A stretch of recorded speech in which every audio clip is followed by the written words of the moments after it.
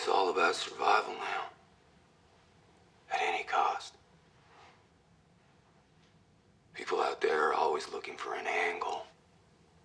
Looking to play on your weakness. They measure you by what they can take from you.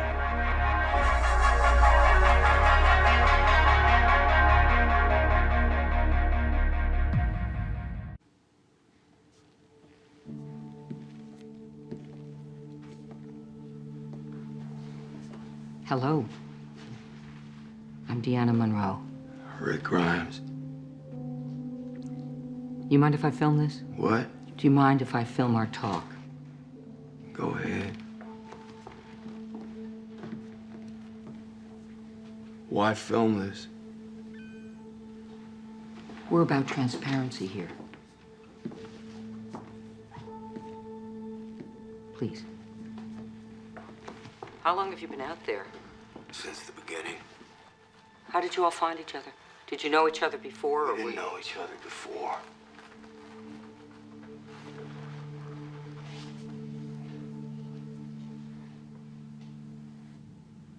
Rick is distracted here, constantly assessing his surroundings. He's looking out of the windows and giving off rapid head movements. He's also not focused on what Diana is saying to him. This is because he's assessing his surroundings for threats. He also tilts his head when Diana asks him a question. This is a method of sound localization, as by tilting the head, it allows for the elevation of the sound source to be determined. The brain measures the slight delay between the sound moving from one ear to another, and it uses this to figure out where it came from. When one ear is slightly higher than the other, it allows the brain to be more precise. I was a congressperson. Ohio, 15th district. You? I don't think it matters anymore. Oh, I know it does. What is this place? This is the start of sustainability. That's what the brochures we found say. This was a planned community with its own solar grid, cisterns, eco-based sewage filtration, starting in the low 800,000s, if there is such a thing.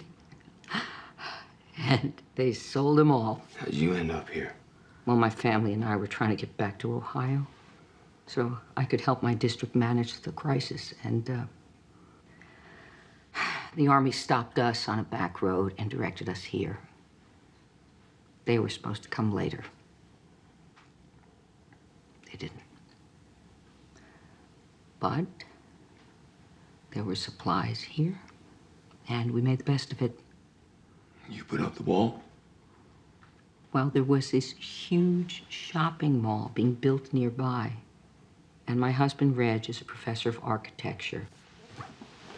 And who he was mattered quite a bit. Rick is leaning forward here with his elbows on his legs. We can't really see his feet, but it looks as though his body is preparing to stand up. By positioning his body this way, if he were to encounter a stressor, he could quickly get up and respond. He feels vulnerable sitting down, after spending so long fighting for his life. It's unnatural to him and shows just how little Rick trusts anyone. He's also maintaining an above average level of eye contact with Diana, which suggests a state of alertness. When the brain prepares to encounter a stressor or a threat, it forces us to make high levels of eye contact, as it improves our chances of survival as we're able to take in more information about the situation. If he were to look away, he may miss something and be at a disadvantage. He got the first plates up with our sons. And after a few weeks, more people arrived, and we had help. We had a community. You've been behind these walls this entire time. We need people who have lived out there. Your group is the first we've even considered taking in for a long time. You should keep your gates closed. Why? Because it's all about survival now. At any cost. People out there are always looking for an angle. Looking to play on your weakness. They measure you by what they can take from you.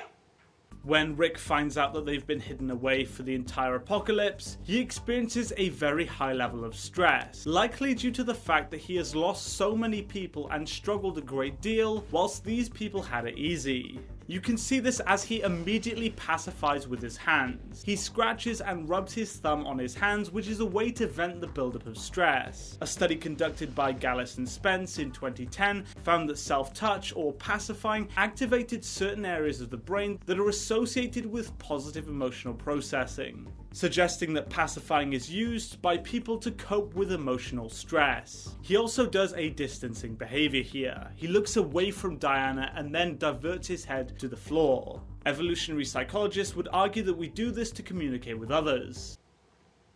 By how they can use you to live. So, bringing people into a place like this now. Are you telling me not to bring your people in? Or are you already looking after this place? Aaron says I can trust you. Aaron doesn't know me. I've killed people. I don't even know how many by now. But I know why they're all dead. They're dead so my family, all those people out there, can be alive. So I could be alive for them. Sounds like I'd want to be part of your family. Rick distances when he says that he's killed people. Again, he's remorseful about it and still holds a level of morality despite going through extreme trauma and loss. He looks away to protect himself as we distance to avoid things that cause us stress, as well as to signify to others that we're uncomfortable. We also get to see Rick's legs here, and it just confirms what I said earlier. His knees are bent and he's ready to instantly jump into action. I don't know if it's intentional or natural, but Diana is mirroring Rick's body language here. She's doing the exact same thing with her body. A study conducted in 1999 found that when people imitate someone else's body language, it actually improved the connection that the people felt with each other. It made them more likely to be agreeable to one another. We naturally mirror other people's body language, but Diana may be doing this intentionally to make Rick like her more. She is a politician after all. Overall, this is a really good scene and acts as a point of reflection. We have a direct comparison between the old and new world right in front of us, and both actors play their roles perfectly. Again, a really good scene. So thank you so much for watching this video, guys. If you did enjoy it, please be sure to hit the like button and subscribe for more content, and I'll see you in the next video. Goodbye.